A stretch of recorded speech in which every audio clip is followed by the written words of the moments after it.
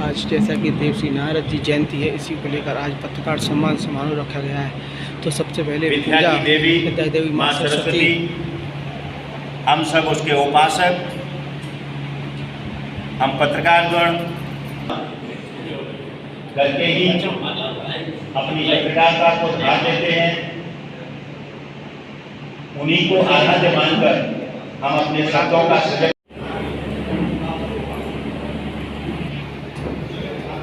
भगवान के पूजन अर्चन वंदन के पश्चात मैं इस आयोजन समिति के सदस्य सम्मानीय भैया आशीष शर्मा जी को आमंत्रित करता हूं कि वे आए और अतिथि परिचय दें। सम्मानीय आशीष शर्मा जी।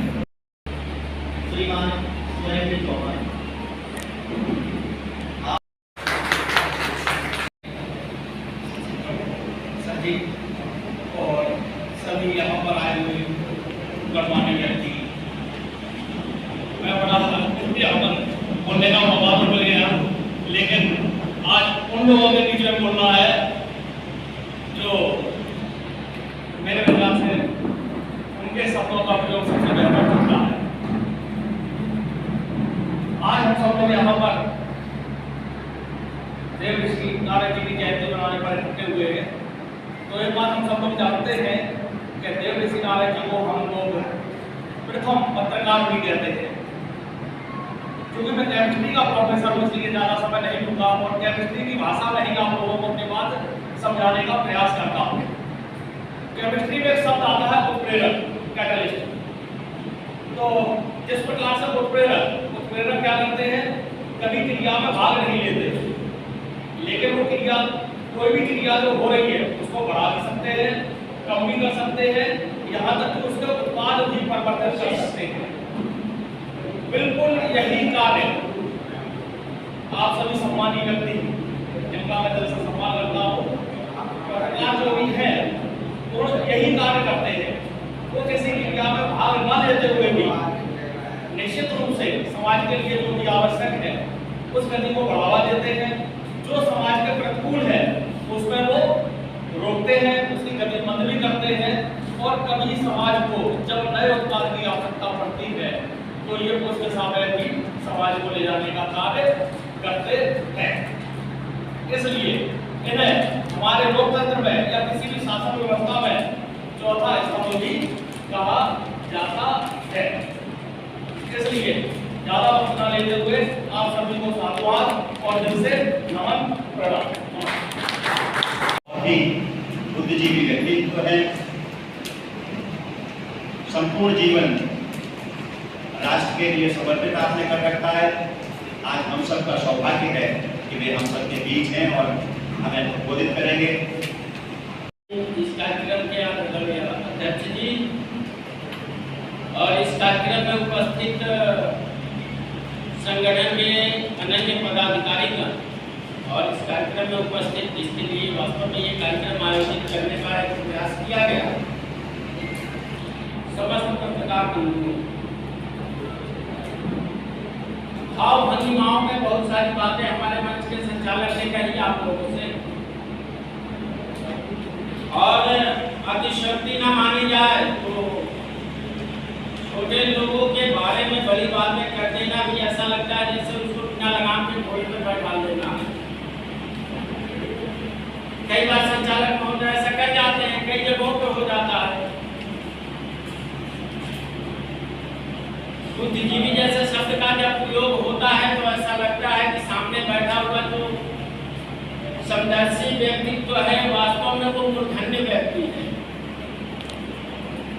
पत्रकारों के बीच में आकर बोलना, पत्रकारों को प्रबोधित करना, पत्रकारों को संबोधित करना, वास्तव में अगर दूसरे प्रकार से न सोचा जाए तो ये एक इनग्रसित भावना जैसी लगती है बातें, क्योंकि वो तो इस लोकतांत्रिक व्यवस्था का वो स्थायी स्तंभ है जो ये बात स्वीकार करने को तत्पर और तैयार ही नहीं होता।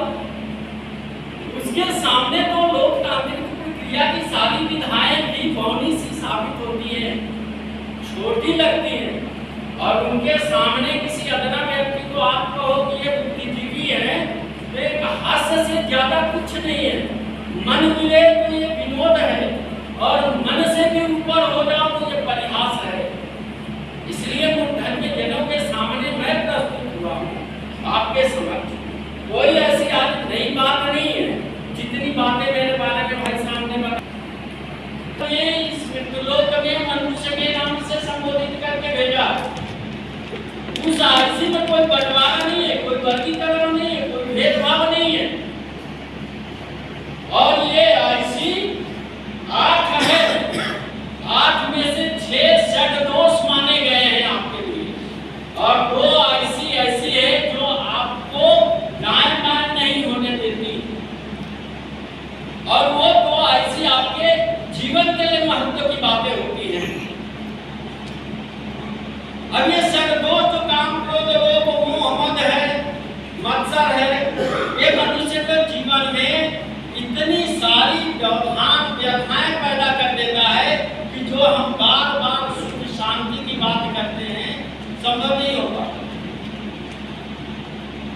इन षड्दोषों को दूर कर लीजिए। मैं दावे के साथ कहता हूं कि आपको शांति ही शांति मिलेगी। जिस रोज आप अपने मन का अहंकार खत्म कर लेंगे, उस रोज आपको सुख मिलेगा। क्योंकि अपने यहाँ कहा गया है कि 4 वेद शास्त्र में बात लिखी है, तो सुख दीने सुख होता है, दुख दीने दुख हो। और इसी को महर्षि वेदव्यास जी ने जब साहित्य लेखन का काम शुरू हुआ, ये थोड़ा सा मैं बता दूं, साहित्य का काम अपने यहाँ ज्ञान परंपरा की 3 विधाएं रही है शुरू से ही। शुरू हो तो कुछ अच्छी बात हो। मनुष्य के जीवन में 2-3 बातें महत्व की है। समष्टि और व्यष्टि और समष्टि तक तो सभी लोग जाते हैं इस दुनिया में, 8.5 खरब लोग। लेकिन भारत का आदमी इन दोनों से एक कदम आगे जाता है और कहता है कि व्यष्टि समष्टि और परमेष्टि। अब ये जो परमेष्टि आती है वो नर से नारायण बनने की संज्ञा में आती है। हमारी भारतीय संस्कृति ऐसी नहीं है जो व्यक्तियों को देवता बनाने का काम करती है। इसलिए ये जो नारद जी की संकल्पना हमारे यहाँ है, ये दुनिया में नहीं होगी। हमारे यहाँ समाचार संवाहक का काम, हमारे यहाँ संदेशों को लाने ले जाने का, कोरियर कहिए, डिलीवरी कहिए, नए शब्दों का इजाद हुआ है, उसमें कुछ भी मान सकते हो। लेकिन दुनिया उस समय थी नहीं, दुनिया में संदेश देने की कोई परंपरा थी नहीं। हमारे यहाँ एक यथोचित देवगणों की व्यवस्था थी, जिन्होंने अपनी एक सृष्टि बनाई थी और उस सृष्टि में एक दृष्टि विकसित की थी, जो काम का अधिकार इनको दिया गया। अब देने वाला अधिकार देता है, लेकिन लेने वाला हमेशा कर्तव्य का भाव रखता है। याचक को हमेशा इस बात का भाव होना चाहिए। दाता देगा तो वो कहेगा मैंने आपको अधिकार दिया, लेकिन याचक को अधिकार का भाव नहीं रखना। याचक को हमेशा कर्तव्य का बोध करना। इन्होंने अधिकार पाकर भी अपने कर्तव्य का निर्वहन किया, देव ऋषि नारद ने। और इस देश में उस समय एक परंपरा स्थापित हुई कि सूचनाओं का आदान प्रदान करना, समाचारों को प्रचारित करना, एक स्थान से दूसरे स्थान तक स्थानांतरित करना, इस काम को इन्होंने किया। तो देवलोक, मृत्युलोक और दानव लोक, तीनों लोकों में इनको संदेश वाहक के रूप में, सूचना संप्रेषित के रूप में इनको माना गया। इसलिए हमारी संस्कृति में आज पत्रकार के रूप में इनको स्थान प्राप्त है। अब दुनिया की संस्कृति में पत्रकारों को सम्मानित किया।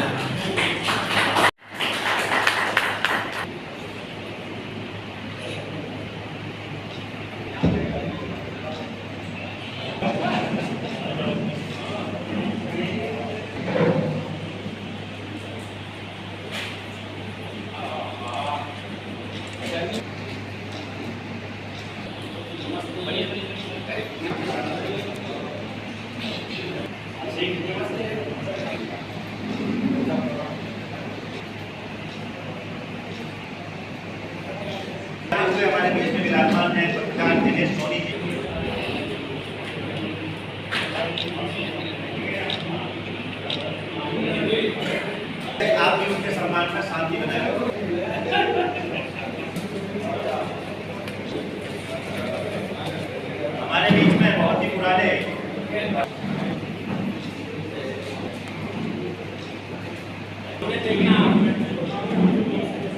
तो मात्रा देखो, बस क्या तरफ मत देखो।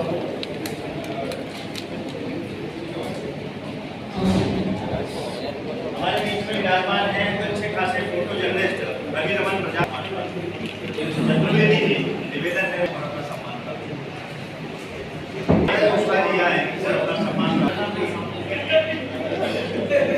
गोपाल बसैया जी की करें भैया आप भी स्वीकार करें। आइए भानु जी आइए। हमारे